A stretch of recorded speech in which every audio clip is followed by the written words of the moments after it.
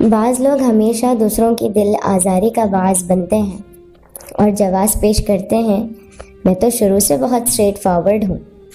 اگر آپ بھی ان میں سے ایک ہیں تو اگلی بار بولنے سے پہلے ایک لمحے کو سوچئے گا، کیا آپ کے الفاظ سے آپ کی یا سامنے والے کی زندگی میں کوئی مثبت تبدیلی آ سکتی ہے، یا آپ صرف سامنے والے کو نیچا دکھانے کے لیے لفظوں کے تیر برسانے والے ہیں۔ اگر اس سے صرف دوسروں کی دل آزاری مقصود ہے تو آپ اسٹریٹ فارورڈ نہیں، بد اخلاق ہیں، اور یہ عادت اللہ کے ہاں سخت ناپسندیدہ ہے۔